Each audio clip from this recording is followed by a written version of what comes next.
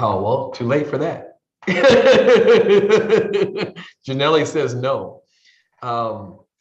Sorry, Tilly, I was already in the process of going live. No worries. Yeah, no worries. Welcome everyone to College Council. We are a little early, but today has been and is going to be an amazing day as our colleagues join us. We have already given out a $2,500 scholarship check. Tonight is our annual scholarship event where we expect to give out over $300,000 to our deserving students.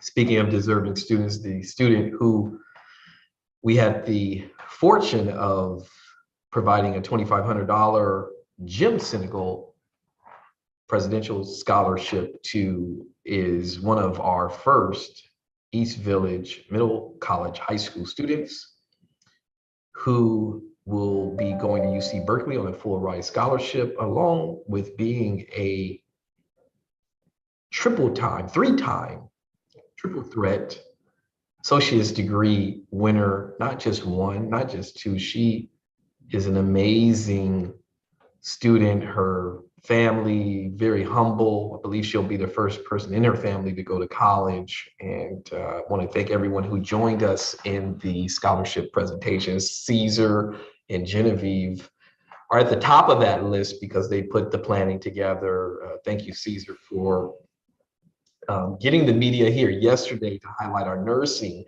program, and then we put it out and they came back today. So later today, folks, City College will be on the news 2 days in a row for the amazing work that our faculty, classified professionals, supervisors, deans, managers do. If you haven't seen it yesterday, we were featured because a report came out talking about how the average California looks at community colleges in a very positive way and looks at the University of California, CSU, as being unattainable. And for many Californians, those two systems of higher education are in fact unattainable. I think the University of California has about 285 or so thousand students. The CSU has under 500,000, and the California community colleges, depending on which data point you look at, have somewhere between 1.8 million and 2.1 million students, which means that the average community college student will never set foot on a UC or CSU campus. That means they're receiving their world-class education from folks just like our colleagues here at San Diego City College. It looks like Caesar put the link to yesterday's news story in the chat. Welcome to College Council. My name is Ricky Shabazz. I have the honor and privilege of being the president of our great college. I love this place, and it is Smiley season. We're going to give out a bunch of scholarships today. Later this month, we're going to give out a bunch of college degrees and certificates. This is why we do this, folks. Student success. We are changing the lives of students. I want to welcome you all. College Council is the highest level of governance at our college, representative of our leaders from our faculty, our classified professionals, supervisors, and our managers, as well as our students. I see our ASG president is with us. I saw her earlier today. Victoria, welcome. I believe she's going to be helping out with the scholarship event this evening. Always good to see you. I would like to begin with the roll call. Again, my name is Ricky Shabazz. I'm the president of our wonderful college. Also joining us is Paul Alexander, past president. Hello, and here. Tilly, our vice president of instruction. Present. Robbie, one of our amazing deans and the chair of Instructional Technology Council. Present. Caesar, information officer. Present. Jocelyn is not with us yet. She may be helping with the scholarship event. Nadia, president of the chair's cabinet. Present. Susan, dean of institutional effectiveness. Present. Masa, administrative representative. Present. Victoria, president, associated student government. Present. Right on time, John, joining us, John Parker, or shall I say John, vice president of administrative services. Present. Marciano, Vice President of Student Services. Present. Sean is definitely helping with the scholarship event, maybe joining us later. Our president, wink, wink, of the Academic Senate, Maria Jose Saldon Perez. I am here. My apologies, Maria. No apologies necessary. We'll get it right in the next one. But Maria Jose is officially the president of the Academic Senate. We can, in fact, remove the interim. Folks, these are the leaders of the constituency groups here at San Diego City College. And let me say, I enjoy working with every single one of these amazing professionals. Item number 2 on the agenda. Oh, before I go to item number 2, for those of you who are watching via YouTube or the replay of this, College Council is the highest level of governance. If you would like to bring an item forward to College Council, we welcome it. You could do it one of 2 ways, either reaching out to Janelle in the president's office, and we appreciate you, Janelle, for the meeting agendas and the notes and all the things you do in the president's office, or you can reach out to one of these amazing leaders who represent the constituency groups, and they can bring an item forward to College Council for discussion, presentation, or the like. With that said, we will move on to item number 2, which is approval of the meeting notes, which was in the email packet sent out to the members of College Council. Would someone like to identify themselves and make a motion for the record?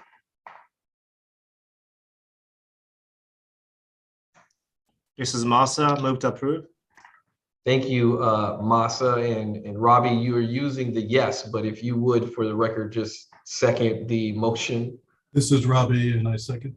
Thank you. All in favor? Any further discussion? Any modifications? All in favor, if you would do as Robbie has done, use the reaction button, and green stands you approve the meeting notes.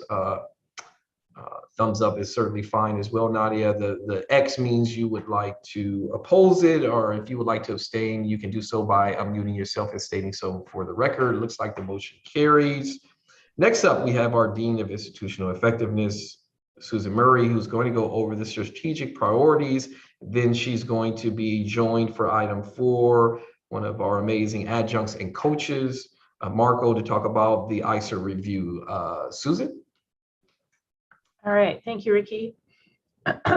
So we have been engaged in discussion of strategic priorities, goals, and strategies for the college. That discussion actually started in fall 2020. It has been somewhat disrupted by the pandemic in terms of the timeline, but not the quality of the dialogue. So we are at the point now where we have strategic priorities to present to the college. There are 5. These are on a web page. The link to the web page was sent out to the city DL first on April 28th, and then again this week. We have been have completed a first read with Classified Senate, Academic Senate, and ASG. We will be holding a student forum on Monday at 1 p.m. Virtually, and more information is coming out about that. So these priorities,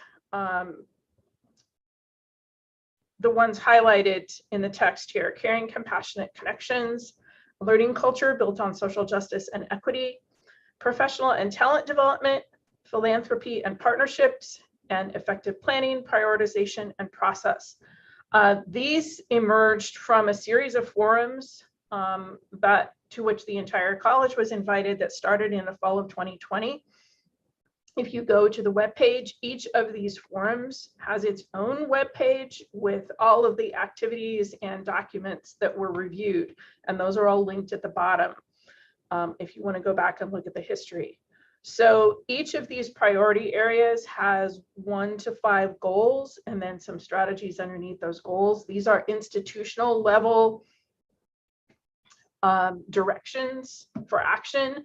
The intent is that these will be used in area plans, in program review planning from individual departments, in our governance groups, to guide more specific action plans that will then detail responsible individuals, timelines, specific activities, and get into that level of detail. All of these activities, or all of these priorities, will have student success metrics associated with them, where we will be monitoring elements like retention and successful course completion and completion of degrees and certificates and transfer as institutional level metrics that are appropriate to these priorities. So this is a first presentation to College Council. We will return this to the agenda at the next meeting, which will be the last one of the semester, for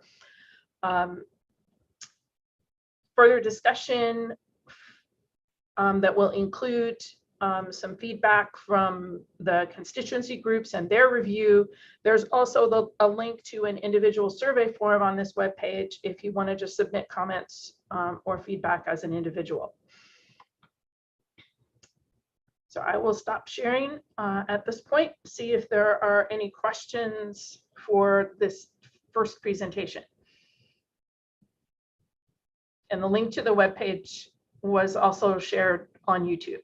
So if you are watching that way, you can look for it in the chat there.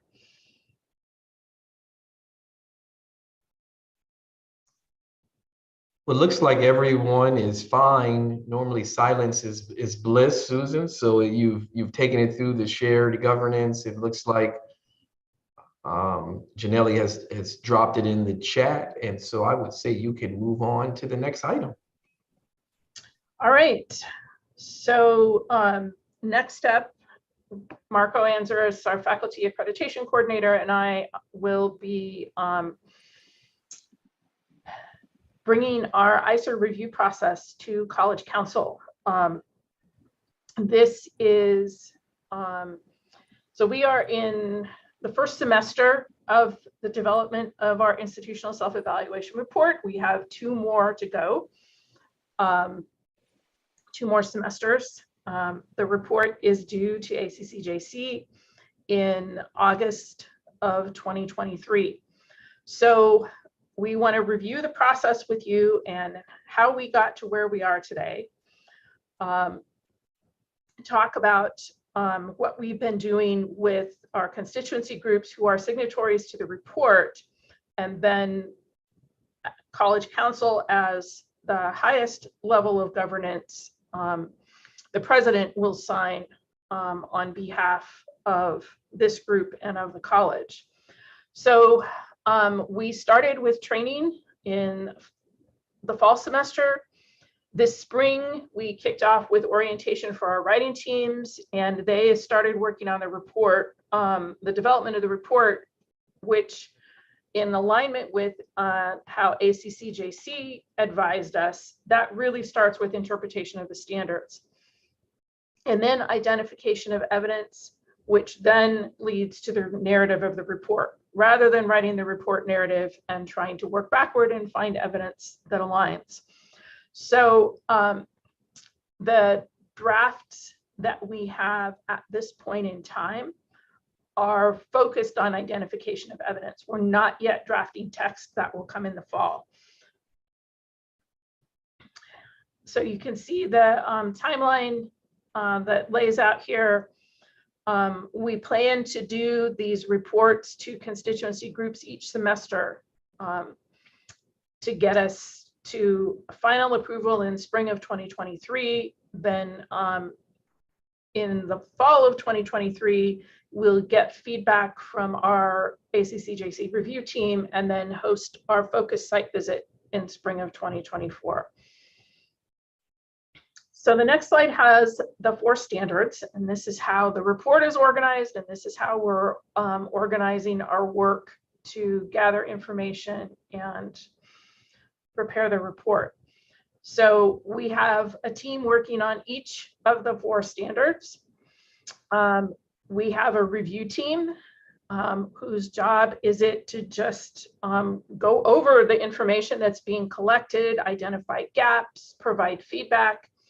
And then if anything pops up where the college really needs to take action to address it, that gets referred to an action plan team that is coordinated by the vice presidents, so that if there are things we need to do, we can begin to address them. It doesn't hold up the writing process. It doesn't become the responsibility of the writing team to address the issue.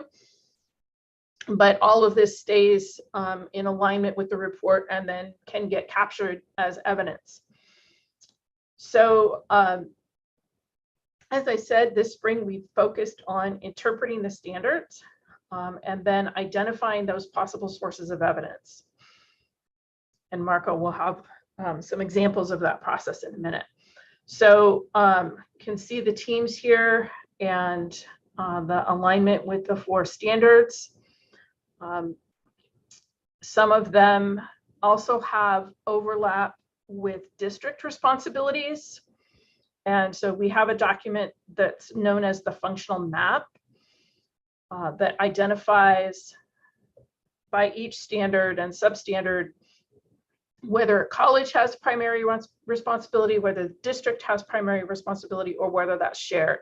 And so that also lets us know where to look for supporting evidence, whether it's a district process, such as many of our human resources processes, or whether it's a college process. So the reason that we're bringing these drafts out each semester is that it really strengthens the report to expand the number of people who review it, interact with the content, and have input.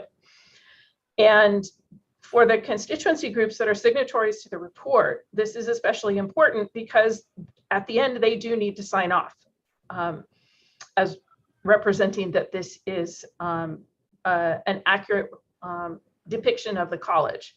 So we want to be sure that all of the groups have adequate opportunity to feel comfortable in signing off the report. Since College Council is the highest governance body within the institution, which means we have oversight over many of our college plans, decision-making, and then just our governance structure in general. We're really focusing College Council's review on standards 3 and 4, looking at resources and looking at leadership and governance. So the emphasis right now is to review what's been collected and help us identify evidence that might be missing, information that you are aware of that you think is relevant to the standards. And if you don't see it in our list, to let us know. Marco?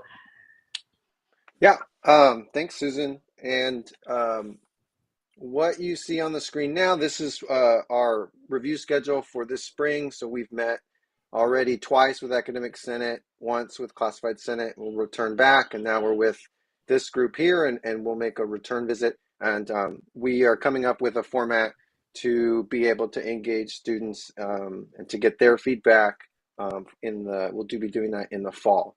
But what Susan and I will go over now is there are several resources and some links that will help you be able to understand what the report is, what it is you're looking at and reading, because many of us may not be familiar with what the standards are, what they're asking for, what they're reading. Some of us may have had experience prior to this, but it's been a while.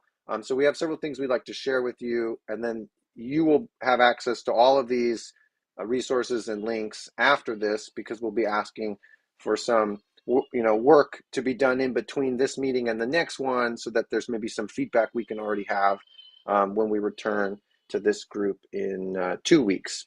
So let's, what I wanted to show the group here was a little example of what the writing teams have been doing, or what they did in order to kind of get a handle on their areas. So I have two different examples. One's a little bit simpler than the other one, but you can kind of see what they did in order to help them understand the standard and then how they went about finding evidence. And so this is just an example from standard 2A, and this is the substandard 6. And so what they did was, and this was something the ACCJC training highly suggested that we do, is that when you read a standard, and so that's going to be the bolded portion on the left-hand side, you should try to break it apart into smaller components to figure out what it's asking for. And so in this case, if you remember what it's like to diagram a sentence in grade school, that's essentially what we were doing. And so on the right-hand side is the example activity. So this standard is focusing on the institution, or in this case, City College, and it's asking us to we're looking for the subject and the verb, so the institution schedules, and then this standard is fairly simple. The rest of the sentence is what we're looking for: courses in a manner that allow students to complete certificate degree programs consistent with established expectations in higher education.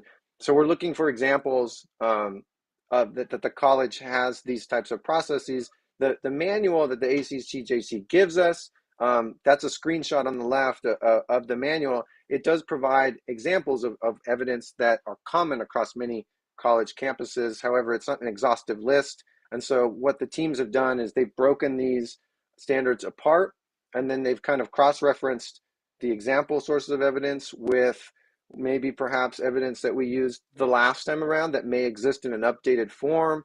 They've been looking at more recent other colleges that have just gone through the evaluation process too, and they're looking for this evidence on our campus, or helping or identify areas where they're still looking for that. And so in this case, you can see some of the example evidence they might look for. And so this is a really simple one to break apart. However, they're not all like that. This one is a little bit more involved. So this one comes from standard 3. This is the for resources.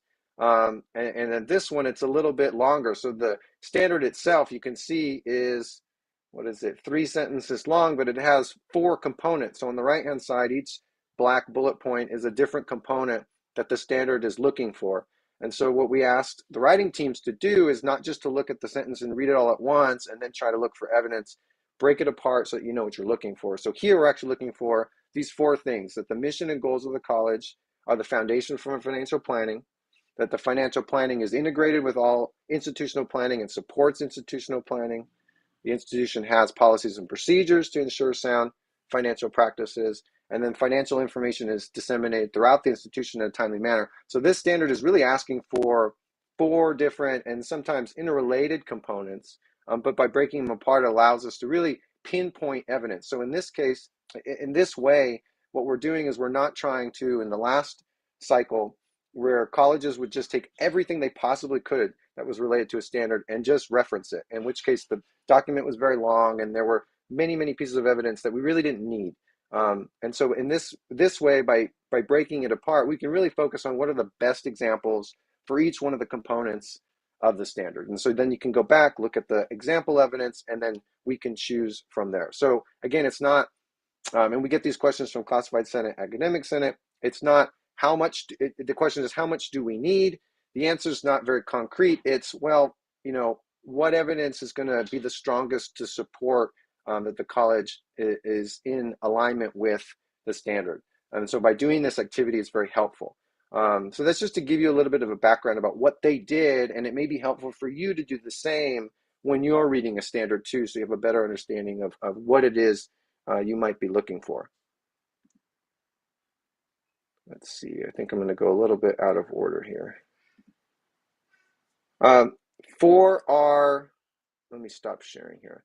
You're going to have access to a document, I'm on the right page, that will, several of them actually.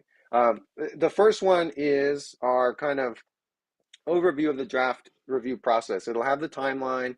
It breaks up all the roles and responsibilities of how we've organized the development of the ISER. And then it's going to get down to kind of our instructions for each of the groups. So it kind of gives you an overview of what the focus is for doing the review, what it's going to help us do, things that we just went over in the presentation. It does give some instructions and some provides some pages in the ACCJC manual that will give you some background and context for what the ISER is. And so we strongly recommend that you do peruse some of those pages that are bullet pointed here. And all the hyperlinks take you to the resources you need. So there is a little bit of reading. It is some homework to do, but it is really important, especially for the members of the signatory groups, to have this general understanding each time we come for a review, because eventually our peer review team will be coming, and having that kind of background knowledge and refresher each of these semesters will really be helpful for you when you're able to answer if you're asked a specific thing about an area. It's just good to have that background. And so this goes over how we want to be able to collect individual feedback. So we've asked each of the signatory groups and the members in them, we've given them an opportunity to go through our instructions on how to review and provide individual feedback with some prompts that we've prepared in a form that you can complete and submit for us. And that's really kind of this first meeting, is just to help introduce you to what all of those steps are and the information that you need in order to be able to answer. And really the second part 2 at the bottom of this document, is when we come back. It's really just having because you'll have some time to have read the material, a way for this group to have some group discussion. And that way we can record that we've been having these discussions in this formal setting as a group. And then we can also get a formal response from College Council as well. And we use that feedback as we continue to kind of shape our development of the ISER. And so what you're seeing here in part 1, I'm going to go over all the different little parts that you're going to get access to be able to help us answer some of these questions for this particular round of review, focusing on Standard 3 resources and Standard 4 governance, and helping us identify sources of evidence that either the writing teams have requested or that you believe are relevant and you can add to our library. Let's see. The form that you'll end up using is a link that'll take you to this Microsoft form, and you'll just end up selecting the standard that you were assigned.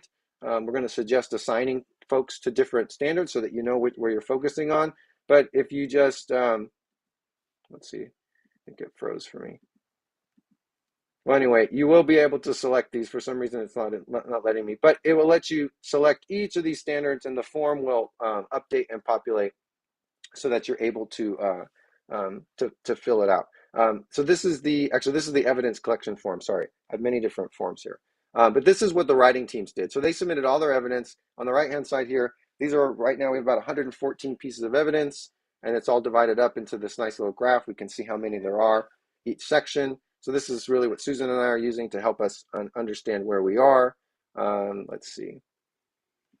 When you get access to the evidence that we've collected, you're going to really have 2 areas that you're looking at. You're going to get this long Excel file that every time a writing team member submitted something, it went into this Excel file, and it gets broken out into all the standards. We have a step-by-step guide that we've created that will walk you through how to use the Excel file, how to filter the different areas of the Excel file, and then also how to access the hard copies of the evidence, because they live in our cloud, and so you can be able to find it in these folders when they've been submitted. So while I know when I'm showing us all this, it looks like, well, there's so many different things that I have to go back and forth by. It's just kind of the way we have to do this, because not everything is in one spot. But this guide that you have access to is going to walk you through how to be able to do that. And so you just take a little bit of time and read the instructions, and you'll definitely get it. And Susan and I are just one email away, or in my case, you can text me, because I'll give us my number if you get stuck. We want to be able to provide you with the opportunity for feedback.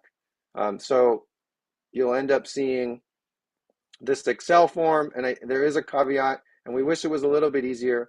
But for instance, if you were to look at this Excel file, and you're looking at Standard 3, and I'll give it an example here, and you wanted to go in and look at, we'll go all the way down, and you wanted to look at Standard 3, and this is just a substandard, and the area is empty.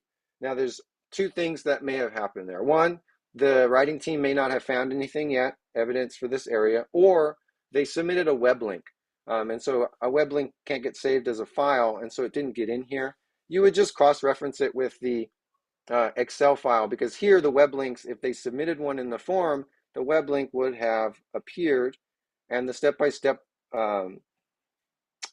document we give you will explain where it is. You have to scroll a little bit over in your screen, but these are going to be web links all the way on the right-hand side of the form. So this is an example. This is a web link that was submitted. And so if there wasn't a hard copy file, the writing team may have just submitted a web link where they found it, in which case you could go here and find it, click it, and open it, and then you'd be able to read it. And they also give, we've asked the writing teams when they submit a piece of evidence, we ask them to why they chose it, so that we're able to later tie it to when we begin the analysis portion. And so I want to stop there because it's a lot of information. Now that we've done this a couple times, we realize that it's not a real simple way of going about it. It's kind of just presenting the information again and again, and we get more familiar with it. But we definitely want this to be a process that is accessible to the group.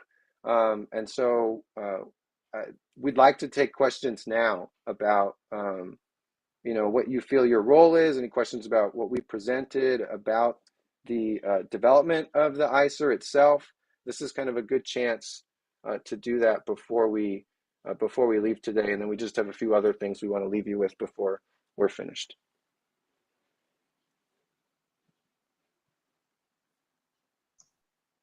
Any questions?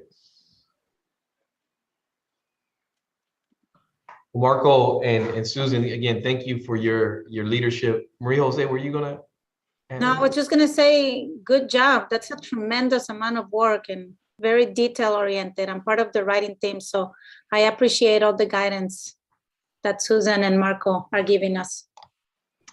Absolutely. And for those of you watching on YouTube, it is so important to help with the collection of evidence, and you can do so at any level, but specifically at the department or program level when you're having your meetings and your agendas and your meeting notes, your event plans, your event evaluations, all things that you can find on our website so that you can assist with having that evidence.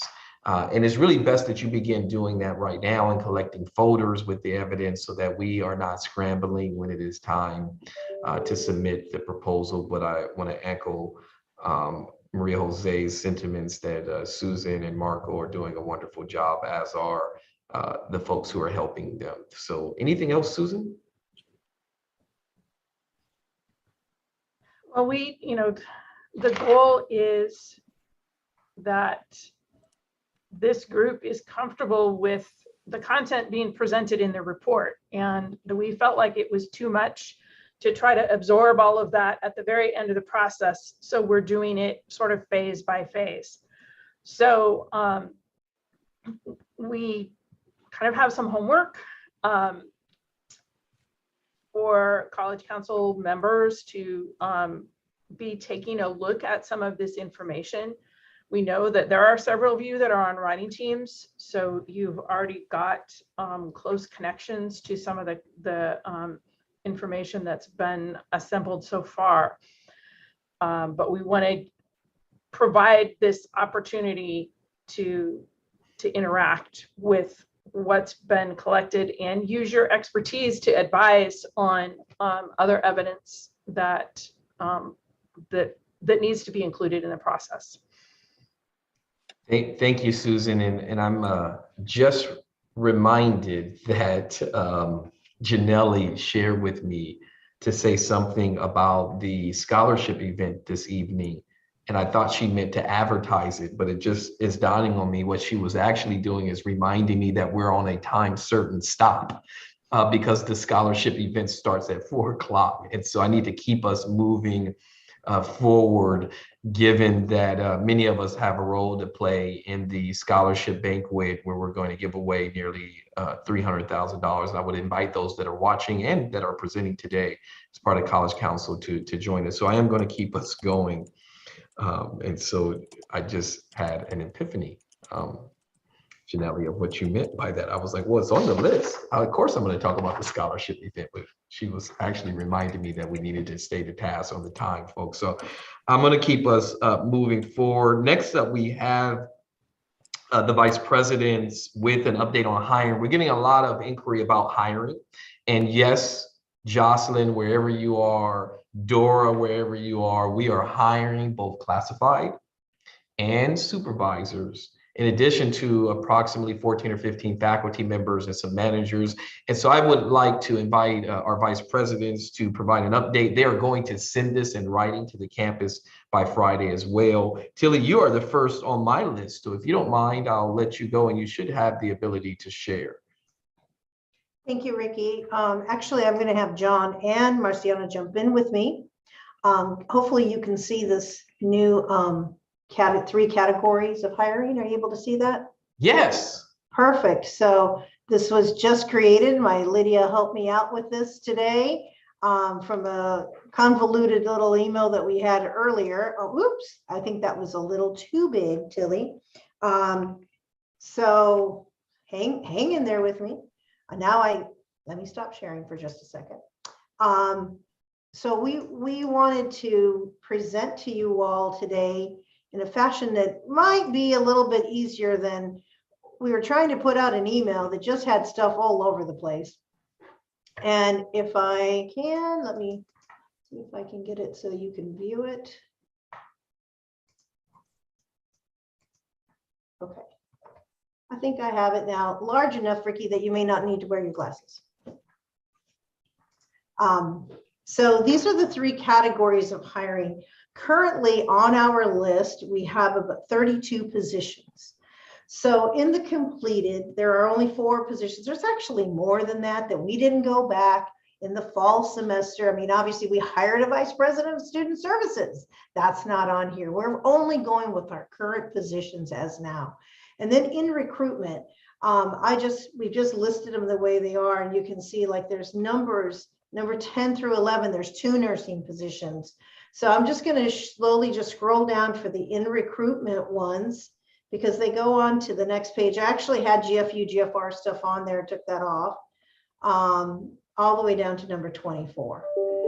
And then on the far right, so bear with me, I don't want to take you on a fast ride, but we have pending positions. These positions on the right side are, we have an athletics counselor, veterans counselor, all these various types of ones. Some of them may be going to board, some of them already just trying to get committees put together. I didn't know if you wanted us to hit each and every one of them.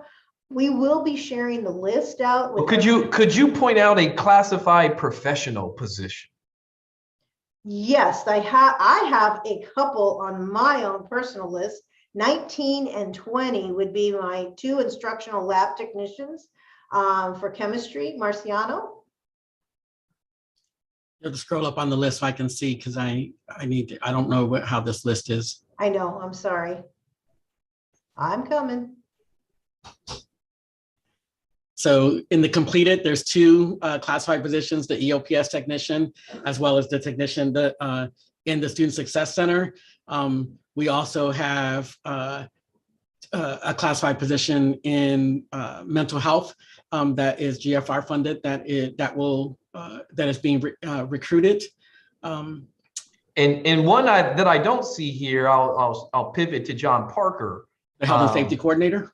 No, that is completed. Our very own Linda. Yes. Just promoted. Oh, actually, that is a that's a supervisor. Supervisor, if I'm not mistaken. John, you want to speak to that just real quick? Lydia Backett, she was promoted to supervisor, business office support supervisor. So you're right, her position, which is an administrative technician position, is not on this list. Which then is going to create a classified opening in your area. Right, that's the admin technician that should be on this list to backfill Lydia Backett. In addition to a college events and operations administrator, which is GFR for our auxiliary civic center. Oh, very good. A couple more to add. So we have to clean it up a little bit. Yeah, that's me. I'll send it over. Okay. Yeah, and I was just trying to showcase folks because in my conversations, in my travels on the campus, our wonderful classified professionals and supervisors wanted to ensure that they were included in the hiring, and absolutely they are. With the 14 or 15 faculty we're hiring, we are slated to bring in somewhere close to 35, 40 people into our position. I was going to say new people, but some of them are promotions. We absolutely believe in promoting from within. So some people will, matter of fact, there's some lateral movements, there's some promotions, there's some new people. So there'll be all three categories as we go through the hiring. Are there any questions from? No, I just want to add too, I see Susan Murray, Dean Murray put in there number 9 is the research associate position, which is classified as well. Just another one to point out. And if I can. So Tilly, does that mean we're hiring classified professionals? I think so. That's what that means. And what else I'd like to do is point out another piece, as you mentioned, 40 positions on that side of it. We really, really need your help. The cohort, it's essential that we begin in August as a cohort. It is really a financial strain on all of us as people come in, filter in throughout the year. That is not the intention. So I know those of you in instructional services have been really pushing you hard. I'm going to keep pushing until these people are here. We need to get them all here on one cohort. Robbie, you and your team, I know, are going to be ready to be accepting that new Higher Institute cohort. And I'm not sure how we're going to do that 100 plus employees. Oh, no, it was 40, sorry. Employees coming into that cohort, but just be prepared. I know you're getting ready. I just kind of want to throw that out there, Ricky. No, thank you. And I would echo those sentiments that Robbie and our 3 PD coordinators, to also include Don Long, are gearing up for an expanded new Higher Institute, where we're looking at bringing people into our City College family, our culture, and talking about programming, but we want to have a equal amount of attention on culture and helping people understand what it means to be a social justice campus, a loving campus, a supporting campus. And so I'll looking forward to the meeting with Dean Ewell and his team that are working on expanding the new Higher Institute, and also echo that we do need to fast track some of these folks, because you can imagine being new and having to start half the semester and then the other group got to start at the same time. So in a perfect world, we really do want these folks to start around the same time. Any questions from those who are on College Council about the hires? I don't have a question, Ricky, but if we can just also, when you throw out classified, reminder that we will have a classified opening in Genevieve's area, as well as Dan was promoted and is moving over to the district. In his position, we'll have an admin assistant 4 position open in outreach and communication, or outreach and community relations, sorry. Yeah, absolutely. And we'll continue to send these openings. I would ask that you all pay attention. The district sends the positions when they're opening, or excuse me, when they're open for recruitment. As Tilly has said, for Maria Jose and our wonderful faculty, we want to continue to partner with you all to place faculty members on those hiring committees. We're sending out those emails. Same for all of the managers that are listening. Want to make sure that there is a supervisor on all of the hiring, as well as classified professionals. And so there's a lot of movement going on. I don't know that we'll have much of a summer break, but we are excited, super excited to be bringing in people, new people, promotions, lateral moves to the City College family. Any questions about the update on hiring? Hearing none, we'll move to item 6 on the agenda, which is a voting matter, an action matter. There is a lot to go on. Matter of fact, I would encourage you all to tune in this Thursday for the board meeting. There continues to be discussions about vaccine requirements, mask requirements for summer and fall. As there needs to be continued planning going on, I would like to place a motion in front of College Council to continue our meetings on a bi-weekly basis and to continue them via Zoom. I think it's easier for folks to come in via Zoom and to broadcast it live on YouTube via Zoom. Would someone like to make a motion for the continuance of College Council to continue to meet during summer? Ricky, this is Robbie. I would like to make a motion to approve. Thank you, Robbie. We've got a first by Robbie. Would someone like to second? Okay. I don't necessarily need more bodies. If we majority. I have all the PIOs, but I just want to make sure that. Maria Jose Celedon, I second. Thank you. Any further discussion? I know some people may be transitioning. We can work through that with we have a new ASG president. You know, I want to appreciate Victoria and her leadership. We have someone who was recently elected as the ASG president for next year. But all of those in favor, there's no further discussion. Please indicate so by using the reaction button. Green being yes, red being you're in opposition. If you'd like to abstain, you can do so by unmuting yourself and stating so for the record. And this is so that, and I've never heard this term here, but I certainly have heard it at other places I've worked. We don't want any summer magic occurring at San Diego City College because we work very collaboratively with all of our constituency groups. Looks like the motion passes. I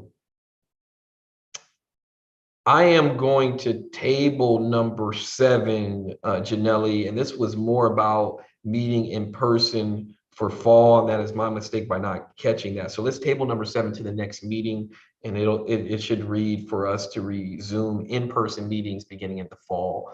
So let's restate that for the next meeting. Next item is number 8, which is all of our wonderful, and I should say most, because I think we may have missed 1 or 2, but we didn't try to. But item 8 are the end of the year celebrations. Would ask you all when and where possible to join us to celebrate the success of our students, beginning tonight with our scholarship banquet, which starts at 4, a rites of passage, which is a district event for our Black and African students, which is May 11th. The Lavender graduation, which I believe is our first time this year with our Pride students on Thursday, May 12th. EOP&S recognition celebration on Friday, May 13th. The Chicana Studies Department has a mural unveiling on Friday, May 13th, and also artwork to go along with that. The Nice Athletic Banquet, Thursday, May 19th. Hubu graduation, May 19th also. The Chicano Latina graduation ceremony, which is our 50th anniversary of our Chicanx Studies program, is on Friday, May 20th. City Lights the Way is our first alumni event on campus. Several of the City College alumni will be receiving an award. Matter of fact, I heard from a little birdie that Masa is going to receive an award that day as a City College alum. And then last, our in-person commencement is in Balboa Park on Thursday, May 26th. Are there any other celebrations that folks would like to make an announcement that I may have forgotten? Hearing none. Are there any announcements for the good of the order? There are no announcements. Thank you all. I think we're all trying to get to the scholarship event to help with setup. Oh, I do have an announcement to make. Janelli, were you going to make an announcement? No. Okay. We received word today that one of our very own San Diego City College students, thank you, Marciano, thank you, Rafael, our very own Jeanette Galejo is the recipient. It's going to be the recipient. Shh, don't tell her. We're going to make the announcement to her later today at the scholarship banquet. She is a Jack Kent-Cook scholarship recipient. Folks, if you don't know how important that is $40,000+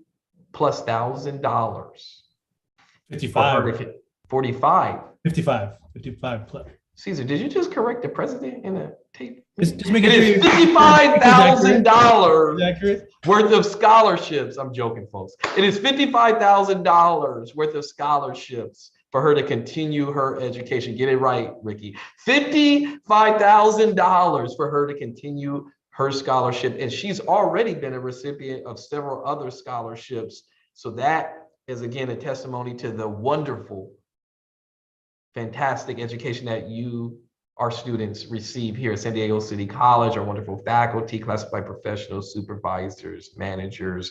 We are going to make it rain in just 30 minutes at San Diego City College with scholarship dollars for our wonderful students. You all, thank you all for being here. We'll see you in 2 weeks. I hope to see you at 4 o'clock at the A Building patio where we will award a Jack King Cook Scholarship recipient. That is 3 years in a row, definitely 2 years in a row here at San Diego City College. This is a world-class education because of each of you. Enjoy the rest of your day, everyone. We'll see you at the A Building Scholarship event. Take care.